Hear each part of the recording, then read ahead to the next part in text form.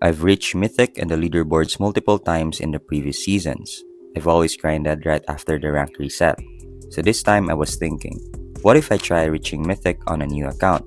And how long would it take? And what do I need to prepare, especially when I don't have access to all of the weapons, attachments, and strikers? In this video, I'll try to rank up from Bronze to Mythic and also share tips to help you improve along the way. Let's start by switching accounts. I have here an account that I made several months ago for the free gold event. I've only played 3 hot zone matches so far, and as you can see, the stats are all 0. Most of the weapons are still locked, and this is going to be a challenge because we need to unlock weapon attachments to keep up in high tier lobbies. You don't really need to unlock all of these weapons as it will take time. Just focus on the weapons that you'll be using. In my case, I'll focus on the Spear, UMP, and Glock with the Akimbo attachment.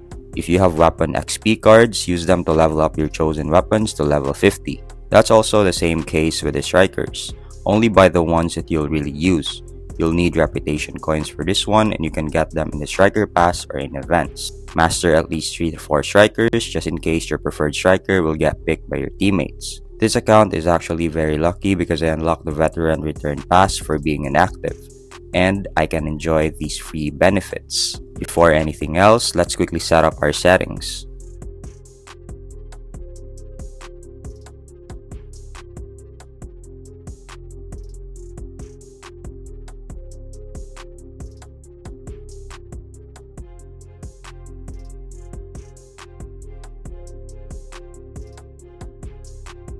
After adjusting the settings, it's time to start ranking up. Just like any other game, you'll be up against bots in low tier ranks. There are almost no real players in Bronze, Silver, and Gold, so it's perfect for beginners to practice, understand the game mechanics, and be familiar with the game. There are 3 maps in Bloodstrike, and if you're a beginner, I highly recommend to try all of the maps to get familiar with them. If you prefer close range to mid-range fights, go for Shutter Island. It's action-packed, so it's a perfect place to practice and improve your skills.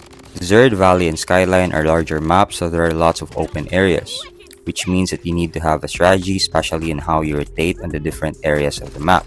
At Gold 1, I finally found real players. As you can see here, the Emma is self-reviving and bots don't do that.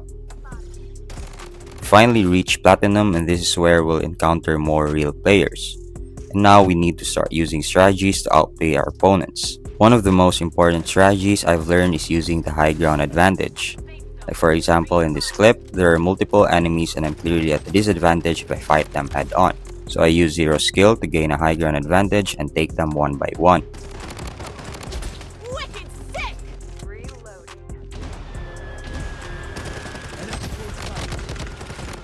I quickly healed up using inhalers because there's a possibility that their teammates will come after me.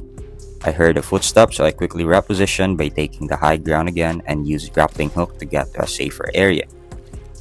High ground advantage gives you a better vision over your enemies, and in this way you can control fights efficiently, though you need to be careful against snipers or you'll become an easy target. By the way, the pink Emma that we knocked earlier was a leaderboard player both in BR and squad fight. These players are skilled because of their experience, but if you position yourself properly, you will always have a chance to win more fights. Another tip that will help you win more fights is to prioritize aim over movement. Movement is important in Bloodstrike, but without proper aim, movement is useless. You can slide, jump, and strafe all you want, but if you can't land your shots, you won't secure any wins. Focus on aim tracking first, and once you see improvements in your aim, slowly incorporate simple movements like side cancel and backslide. After a few games, we finally reached Diamond. Another tip that helped me improve is to play according to your strengths. This has something to do with your playstyle. For example, if you prefer mid-range or long-range fights, then create situations that will showcase your strength. Proper rotation, positioning, and high ground advantage is key in these types of gunfights. But if you're an aggressive player who likes close-range fights, then think of ways on how you will close the distance between you and your targets.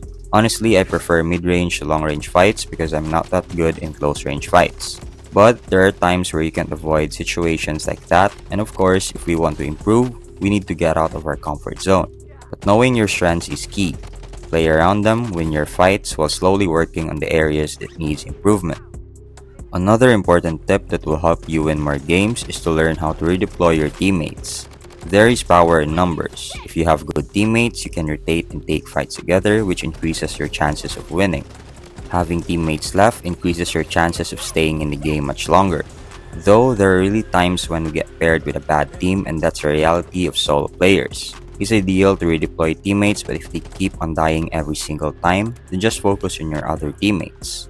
By the way, you don't need to wait for your teammates' request to be redeployed. You can just click this green parachute icon beside their name and they will be revived. In redeploying your teammates, you need to be careful of your position. Redeploying someone releases a red flare which can alert nearby enemies. So if you're not careful, it might be your turn next to be redeployed instead. Having a good early start can help boost momentum, so it's very important to know where to land. There are hot drop areas on every map, and it's where most players choose to land, like the prison area in Shire Island and chopper pad in Skyline map. Landing on these areas means you'll get into fights immediately. This is great if you want to secure early kills, but it's quite risky. If you decide to hot drop, make sure you land with a plan. Prioritize grabbing a weapon first before anything else, even if it's not your preferred gun. On the other hand, if you want a safer and more consistent start, you can land in less contested areas. The areas located at the side or edge of the map. This gives you time to loot, prepare, and rotate into fights on your own terms instead of being forced to fight right away. Next, avoid staying still. Standing still makes you an easy target, so when you're shooting an enemy, try to move without disrupting your aim. What I do to win most of my fights is I try to move left and right whenever I'm shooting someone. Observe the joystick button. I'm continuously moving sideways, which makes me a difficult target to hit. You can do this while you ADS or hip fire. You can take this a step further by jumping while you shoot. But when I jump, I make sure to jump sideways, not just straight up in place. This makes you more unpredictable, but always remember, timing is key.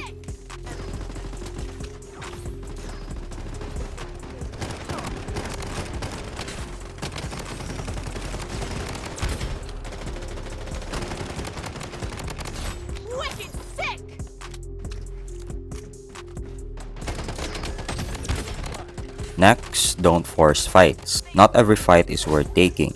Just because you see an enemy doesn't mean you have to engage. A lot of players lose games simply because they take bad fights, poor positioning, or being outnumbered.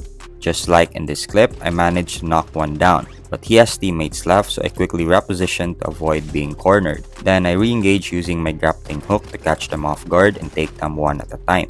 This way, I turn a risky situation into a more controlled fight. This is a perfect example of playing smart. Another effective way of getting more kills and wins is by gatekeeping. As you can see in this clip, I'm at the center of the zone and I have a high ground advantage. I have a better position and visibility over my enemies, so it's much easier to control the fight. Gatekeeping is basically controlling enemy rotations. Instead of chasing kills, you let enemies come to you while they are forced to move because of the zone, making them an easy target. Wicked double kill. Wicked sick.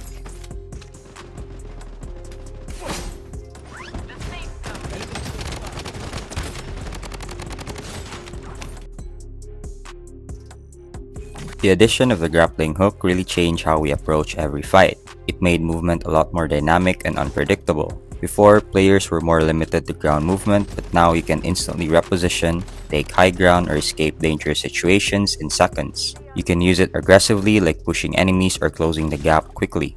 But it can also be used defensively. If you're low on health or getting third-partied by another squad, the grappling hook can get you out and reset the fight. You can also use this to cancel the fall impact animation like in this clip. Because of how useful it is, this has become a priority in every game. Every player, no matter the striker, can now reposition without relying on their abilities.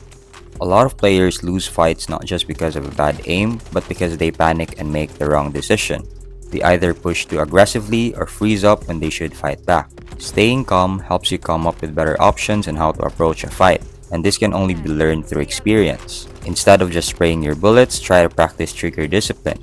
Only shoot when your crosshair is aligned to your target. Not only this helps in conserving your ammo, but it also helps in recoil control. As you can see in this clip, I do a little movement to reset my aim, and I only fire in short burst intervals when my enemy is within my crosshair. The more composed you are, the more control you have. Enemy detected.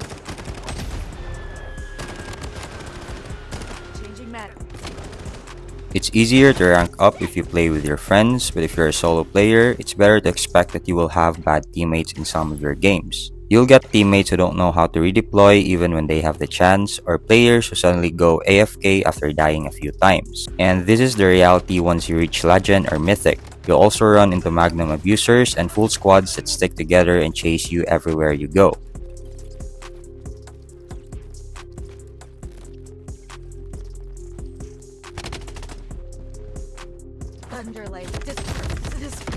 After a total of 71 games, we finally reach Mythic.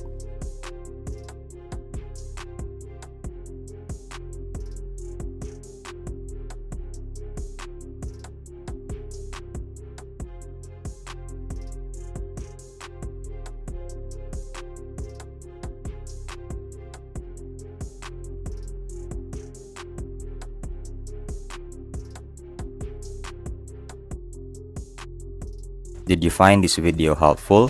What do you think should I do next? Should I also rank up from Bronze to Legend in Squad Fight? Comment down your thoughts and I'll see you on the next one. Peace.